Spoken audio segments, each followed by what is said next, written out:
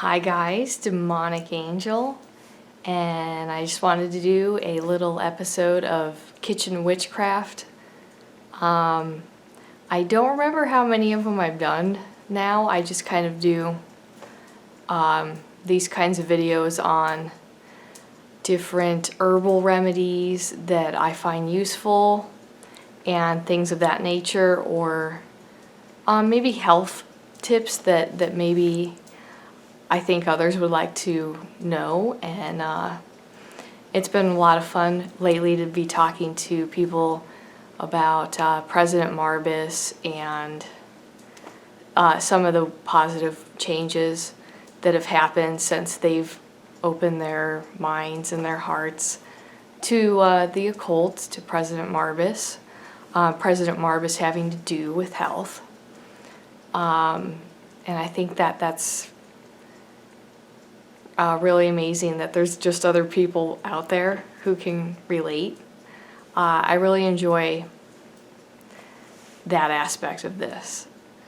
So yeah, I'm just going to kind of tell it like it is, not going to be very politically correct.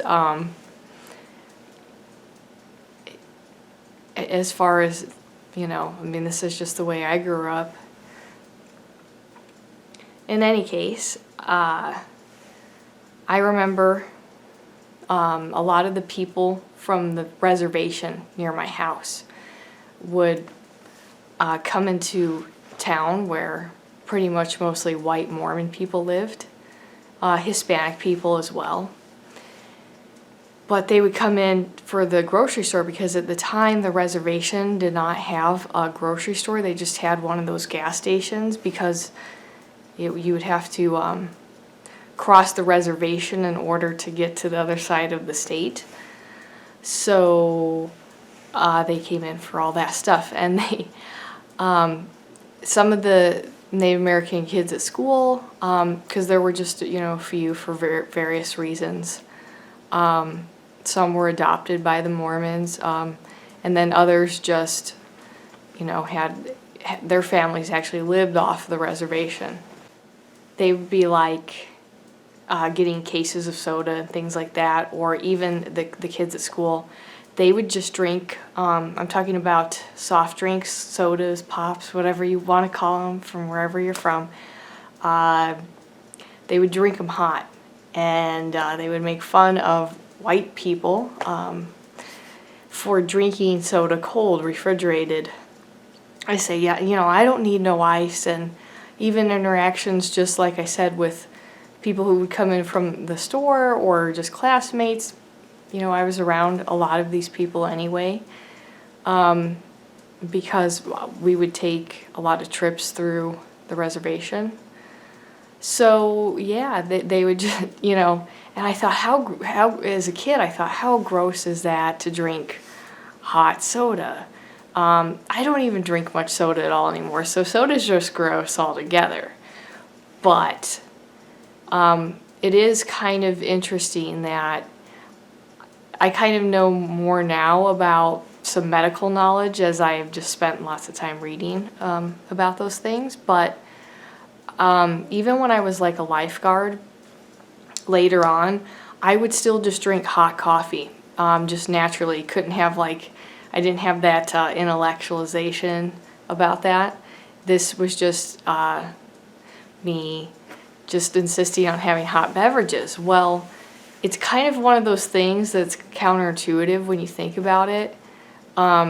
It seems that way because hot drinks, they actually cool you down because it gets your metabolism going, and that helps your nervous system and everything else run more efficiently. And when your metabolism's better, or I should say it's faster, then you will actually be cooler. So as counterintuitive as it is to be out in the desert having hot coffee in July, if you're you're hydrated just with regular water, herbal teas, things that are hydrating, and you're just drinking hot coffee and a hot tea in addition to that, that's actually going to help keep you cooler. And it does, these hot drinks keep the metabolism stimulated, and they promote, you know, thinking, alertness. And, you know, because the metabolism is stimulated, so is the rest of the body, nervous system in some way, if you want to think of it like an upper or a downer kind of a comparison. You know, like, if I'm going to be doing online homework, and it's really like some serious shit that, you know, needs my attention, I'll drink hot coffee, because even though there's like, I have my iced coffees, you know, that will still kind of make me feel tired, even though it's theoretically the same amount of caffeine.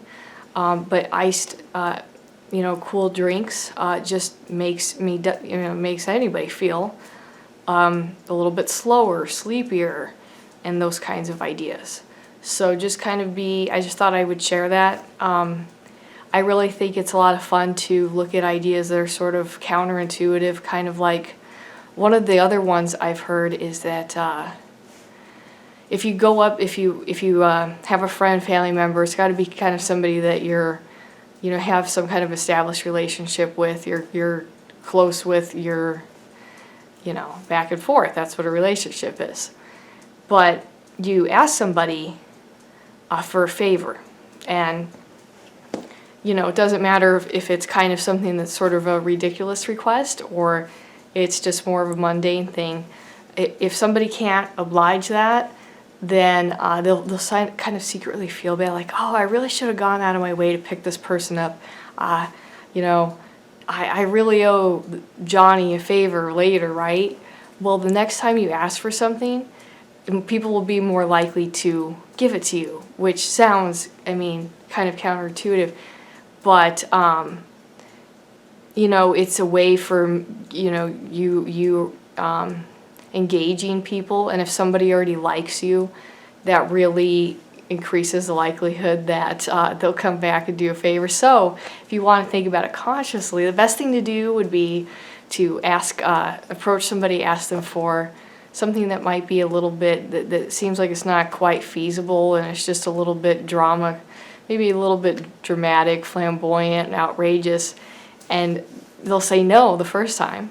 But the next time you ask for a favor, and as you bring it down to a level that's much more feasible and convenient, then you'll probably get what you want, you know, in some base ways. But that's kind of cool to look at the ways that, you know, it seems like things are one way, but they're, you know, really it's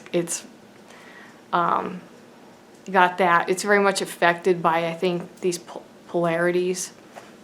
And I don't know, I just think it's fascinating. So yeah, that's just a true story that of course when I was little, I just thought it would be really you know, to drink hot soda would be so disgusting.